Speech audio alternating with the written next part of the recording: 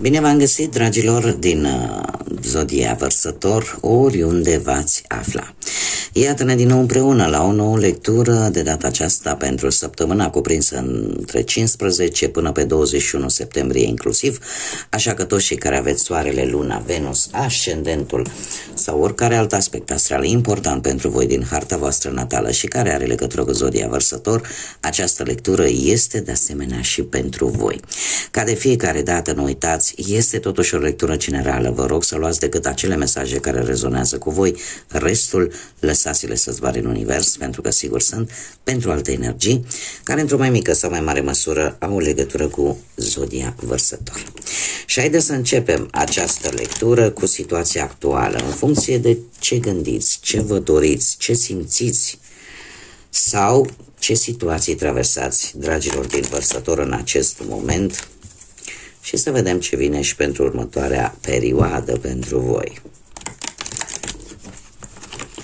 Haideți să vedem.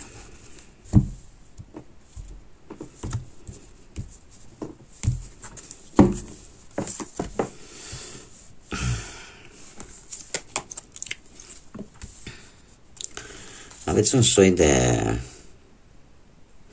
Dragilor, aveți un soi de tristețe. Tristețe cauzată de cineva mai în vârstă. Posibil, nu știu,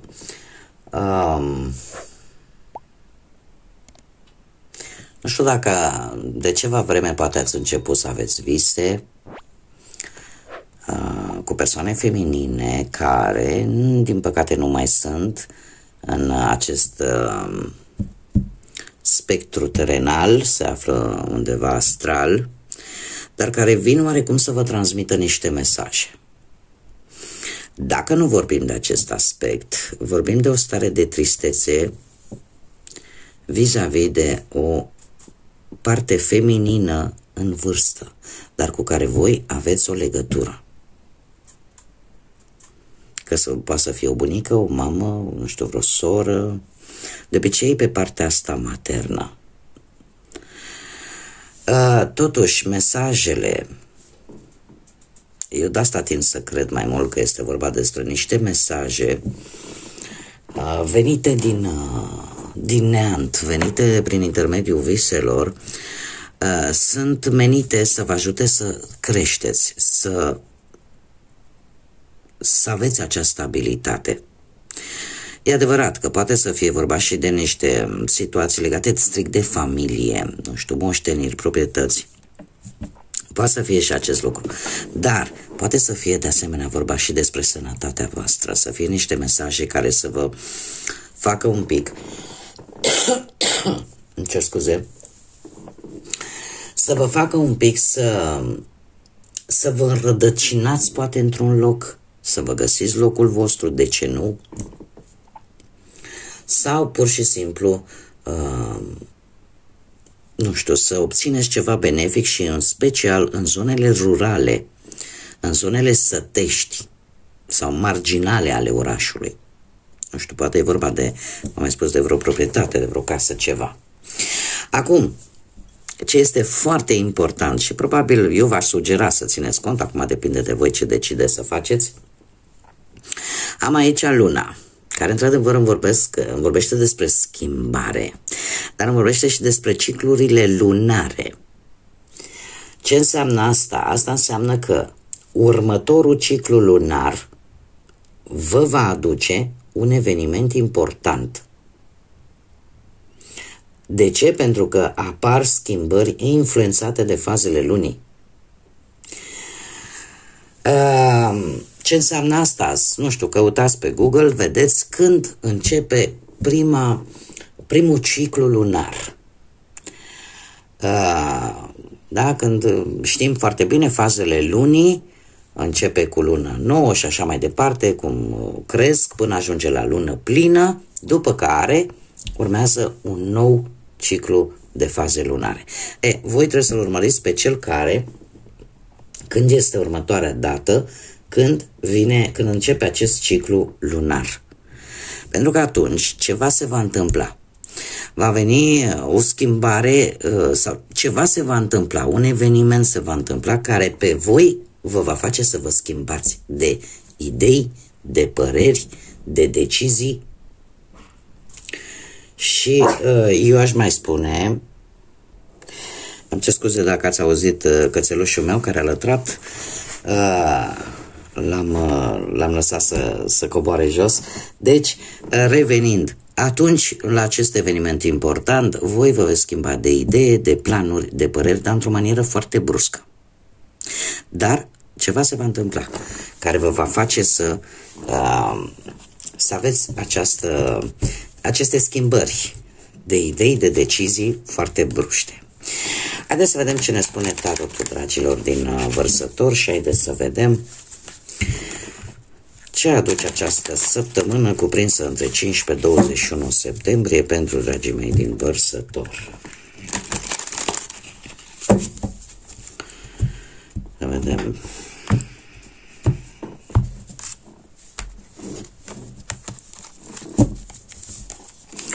Și avem pe plan profesional. Pe plan profesional sunteți oarecum hotărâți să vă luați inima în dinți și să lucrați la un proiect. Este momentul, se pare, cel mai bun în care voi să încheiați un capitol firesc și natural. Nu știu dacă vi se termină contractul, dacă sunteți într-un fel sau altul, nu știu dacă obligați neapărat, posibil și asta, să faceți vreo călătorie pentru a obține, nu știu, vreo specializare sau vreun job, dar este un proiect care vă face plăcere. E ca și cum ai zice, dom'le, vreau să muncesc în ceva, vreau să-mi câștig bănuții din ceva ce îmi place să fac. Și într-adevăr, se pare că se încheie ceva cu această decizie, se încheie ceva. O călătorie poate începe, o călătorie nouă, și vorbim și la propriu și la figurat, da? Puteți face chiar o călătorie destul de lungă, dar ceea ce voi începeți acum cumva va avea un rezultat vizibil undeva în primăvara anului viitor. Deci nu aș zice că este chiar foarte mult, acum depinde și de situație, da? Dar mie lumea îmi vorbește despre închidere de etape și deschidere de etape și capitole noi. Dar este ceva la nivel profesional care va avea o repercursiune, ca să zic așa, în timp, undeva în primăvară. Nu spune foarte mult, este într-adevăr că vreți voi să faceți o specializare care va dura și se va finaliza undeva în primăvară, posibil și acest lucru. Dar voi vreți să încheiați ceva, vreți să încheiați pentru că ori ai ajuns în punctul său final, natural, firesc, ori pur și simplu știți sau vreți să faceți ceva cu viața voastră la nivel profesional, dar să faceți ceva ce vă place. Mergem mai departe și haideți să vedem.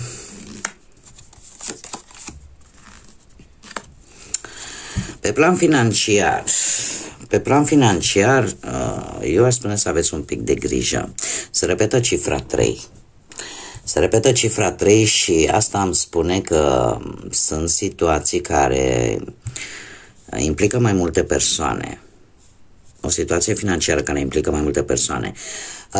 Este foarte interesant faptul că nu știu, dacă cineva v-a spus, domne, uite, facem cu tare afacere și de aici câștigi niște bani și mamă ce dă bani și ce bine o să fie, nu o să fie așa.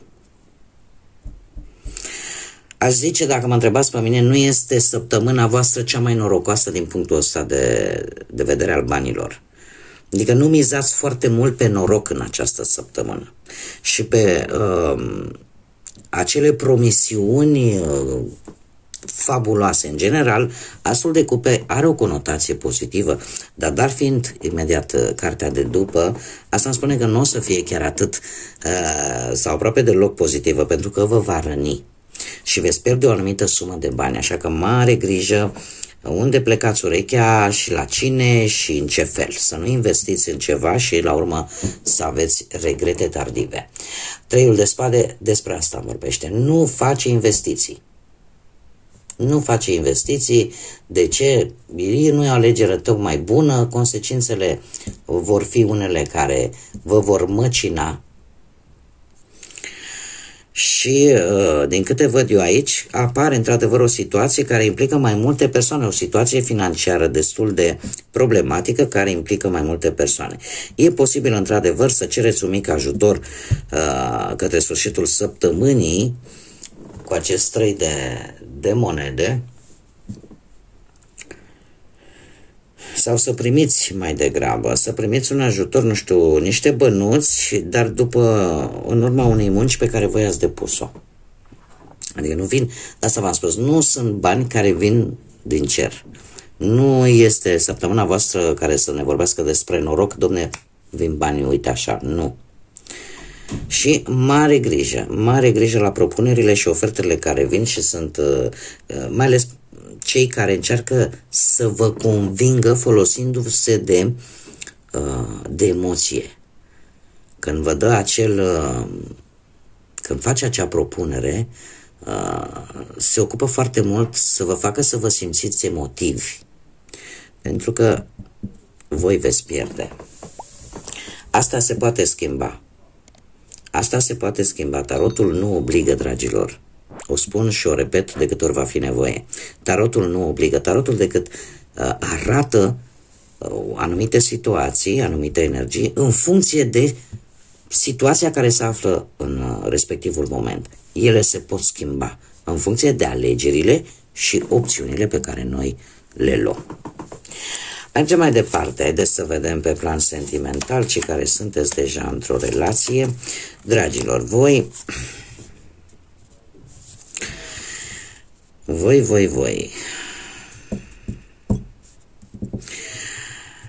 Nu știu dacă relația voastră nu trebuie să se supere nimeni, există așa ceva, nu e o informație din altă lume, există aici un interes material în relația unora dintre voi.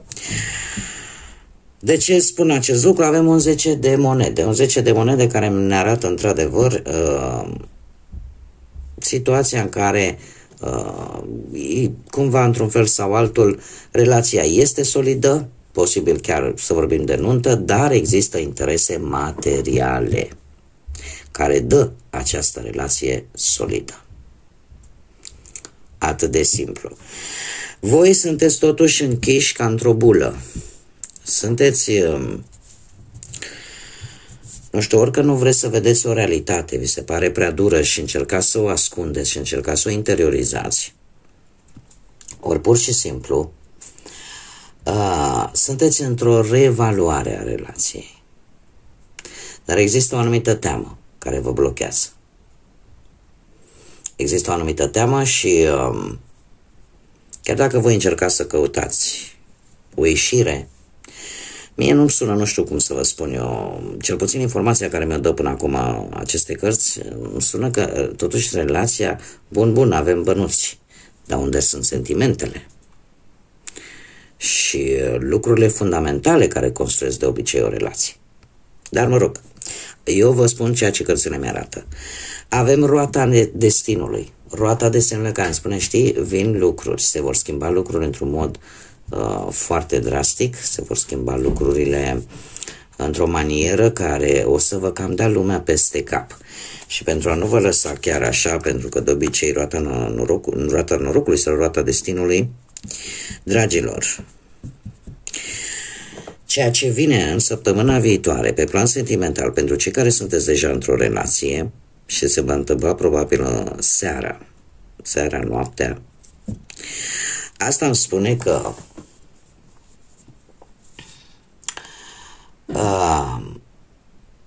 există ceva de care perechea ta nu știe.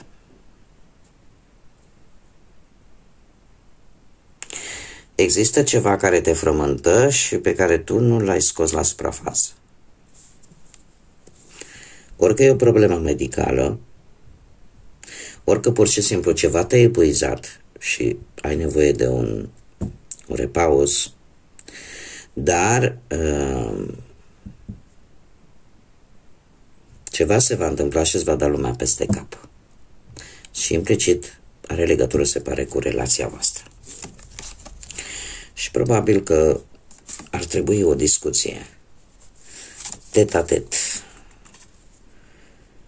cu perechea voastră pentru a-i spune de fapt ceea ce vă doare sau ce nemulțumiri aveți. Acum, cei care sunteți singurei, dragilor,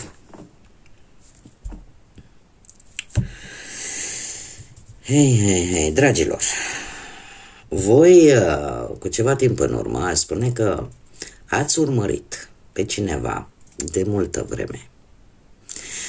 Ați urmărit și ați depus eforturi să aflați cât mai multe informații despre cineva în particular care pe voi vă interesează. Săptămâna aceasta, 15-21 septembrie, veți avea șansa să aveți o comunicare și chiar unii dintre voi să vă decideți să vă duceți la această persoană care vă interesează.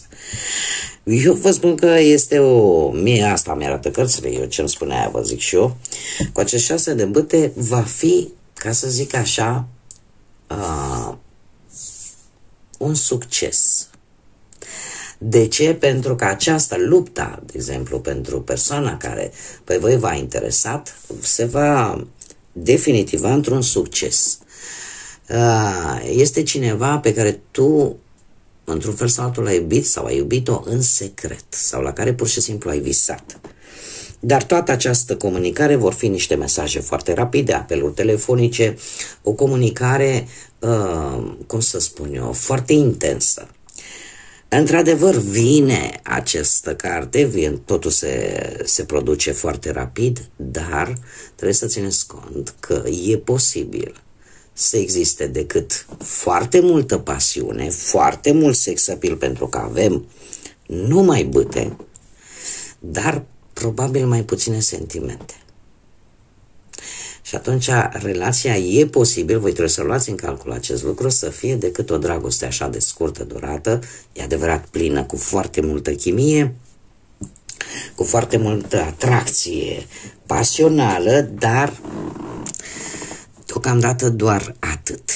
Acum, timpul va trece și veți vedea dacă se poate transforma chiar în ceva foarte serios. Dar în primă fază mie asta mi-arată cărțile. Haideți să vedem ce mesaj are Grădina Magică pentru voi, dragilor din Vărsător, în săptămâna 15-21. Ho! Sunt foarte multe, o las decât cea care a fost. Uite și asta, relaxare. Dragilor, haideți să o luăm, uite, o luăm cu ultima. Spune așa: relaxează-te, bucură-te de lumina soarelui,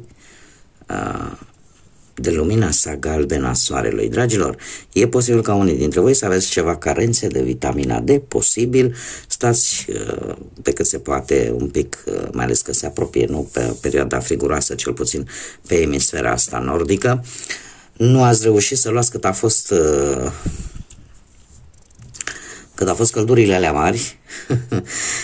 Încercați totuși să stați cât mai așa la răsărit, să lăsați soarele să vă mângâie așa pielea și să vă vitaminizați. Asta așa din punct de vedere al sănătății. Dar, per total, ar trebui poate să vă relaxați un pic mai mult și în felul acesta, nu știu, orică să vă luați o zi. Eu, de exemplu, personal, am zile la mine în casă în care dacă azi nu am chef să fac nimic, pur și simplu să stau să ascult o muzică clasică, să stau să citesc, sau să stau să fac totul altceva, sau pur și simplu să stau să mă odihnesc, azi nu fac nimic. Și toți membrii familiei mele știu acest lucru, nimeni nu mă judecă, nimeni nu mă arată cu degetul, pentru că eu în acel moment am nevoie de o liniște. Se pare că și pentru voi, dacă simțiți acest lucru, faceți-vă timp și chiar dacă unii o să-mi spună: doamne, stai că eu trebuie să mă duc la muncă sau poate am copii și eu am avut, credeți-mă, 4, nu a fost ușor deloc, dar chiar și atunci îmi făceam timp, în puținul la timp care îmi rămânea, decât pentru mine, cât să mă relaxez și ca să nu mă apuc să-i agăț pe unul un cuier, unul de lustră și așa mai departe. Am făcut așa un mic spirit de glumă. Mai avem un mesaj care ne spune frumusețe. Îndrăznește să fii tandru și să fii puternic, vulnerabil. Dragilor, nu știu dacă... Ia stați așa un pic, chiar sunt curioasă să văd un lucru. Nu era la voi, cred că nu. Dragilor, a fi vulnerabil sau a te simți vulnerabil nu este neapărat o slăbiciune. Permiteți, chiar dacă sunteți puternici, în momentele cheie din viața voastră, atunci când viața o cere să fii puternic, totuși sunt momente în care și voi la rândul vostru trebuie să vă arătați poate vulnerabilitatea. De ce? Pentru că în felul acesta, eu știu că nu toată lumea e empatică, nu toată lumea e altruistă, nu toată lumea... Dar suntem printre noi, există și oameni altruiști care se gândesc și la ceilalți. Și de multe ori avem nevoie să ne simțim vulnerabili. De multe ori avem nevoie tocmai de sprijinul celor din jurul nostru. Că unul din 10 are această calitate de a fi empatic și de a se uita și la durerea celuilalt, deja suntem câștigați. Era mai complicat dacă nu mai existau aceste lucruri. Dacă nu mai exista compasiune, dacă nu mai exista empatie. Și avem nevoie câteodată ca cineva să ne întindă o mână sau pur și simplu să ne zică o să fie bine și să-ți dea acea putere de a merge înainte. Și asta vă zic din proprie experiență. Nu contează că cineva în momentele dificile din viața noastră nu trebuie să te ajute neapărat cu bani, pentru că banii, din punctul meu de vedere personal, nu rezolvă tot. Dar atâta timp cât vine și dă o vorbă bună și te face să mergi înainte și te ajută să nu renunți. Și asta pentru că te vede vulnerabil. O vulnerabilitate care de multe ori o ascunde. De teamă de a nu fi loviți, de teamă de a nu fi considerați persoane slabe. Bun, dragii mei, cam atât am avut pentru voi. Eu vă mulțumesc pentru atenție, vă mulțumesc tuturor pentru like-uri, distribuiri și comentarii, le aștept cu mare interes în continuare, mă ajută enorm de mult și, desigur, pentru toți cei care încă nu s-au abonat, eu îi aștept cu mare drag și cu mare interes să se aboneze, este gratuit, nu costă absolut nimic, nici like-urile, nici cu distribuirile, nici absolut nimic, nu costă bani decât bunăvoință dacă v-a plăcut acest gen de lecturi. Până data viitoare, când ne vom reîntâlni, să aveți o săptămână minunată, să aveți o săptămână plină de multă energie pozitivă și de multe lucruri și gânduri bune. Așa că, până la următoarea revedere, numai bine și să fiți iubiți, dragilor!